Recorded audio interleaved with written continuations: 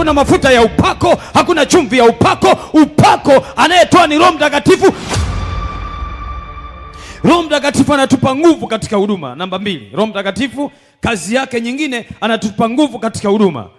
Yesu anasema, lakini mtapokea nguvu akisha kuajilia juu yenu Roho Mtakatifu, nanyi mtakuwa mashahidi wangu. Hamwezi kuwa mashahidi wangu mpaka mmepokea nguvu. Kazi ya Mungu tulionayo sio nyepesi unavyoweza kufikiri, inahitaji nguvu.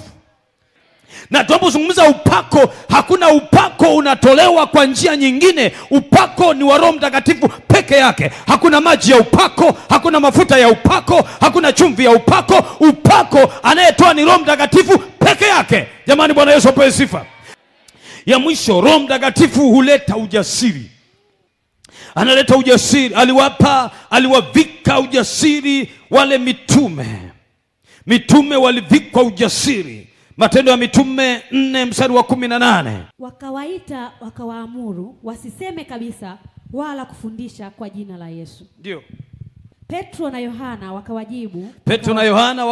Wakawaambia kwamba ni haki mbele za Mungu kuwasikiliza ninyi kuliko Mungu. Sawa. Hukumuni ninyi wenyewe. Mtahukumu ninyi wenyewe.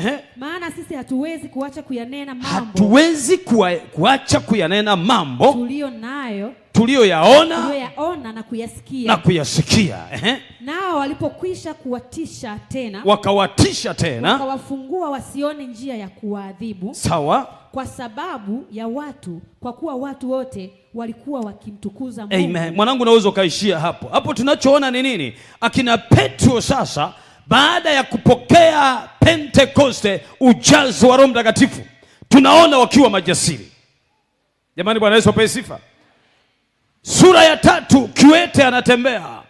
Wanamkuta kiwete akiwa pale hekaluni. Wanamwambia, kwa jina la Yesu simama uende.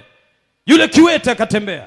Kesi kaanzia hapo. Wakawaambia, tunawatisha msiseme tena kwa habari ya Yesu Kristo.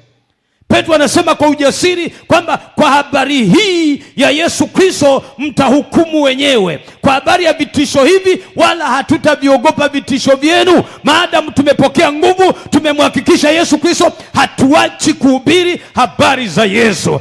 Upentekoste ni ujasiri. Ni wakati naokoka nilikuwa najua kabisa Wapentekoste ni watu wa fujo. Na mimi nikawaambia sisi ni watu wa fujo, na kwenye fujo zetu ndio zinatusaidia. Nikawaambia huwezi kukemea pepo taratibu. Tunapiga kelele hapa, jamani, haleluya. Alafu tunapiga kelele mpaka pepo linatoka. Tunalisimanga, tunalitishia, tunasema toka, tunasema ng'oka, tunasema toroka, tunasema kimbia, mpaka pepo linaondoka. Jamani, haleluya. Na wapenda kina Shadraka na Meshaki na Abednego. Wanamwambia mfalme, sikiliza, hata kama umekasirika mzee, umeweka sanamu yako, sisi hatuwezi kuabudu sanamu. Hatujafundishwa kuabudu masanamu. Natangaza jioni ya leo, weka msimamo kwa habari ya Yesu. Weka msimamo. Upentekoste ni kuweka msimamo. Unasema hapana kwa habari ya mizimu, hapana kwa habari ya kuabudu mizimu, hapana kwa habari ya masanamu, hapana kwa habari ya dhambi, hapana. Unasema liwalo na liwe, siwezi kuabudu sanamu, nitabaki na Yesu. Unasema nitabaki na Yesu. Potelea mbali. Afadhali kufa kwa Yesu, afadhali kufia kwa Yesu kuliko kufia kwenye mashetani. Sema amen. Pigia Yesu makofi ya sifa na vigelegele.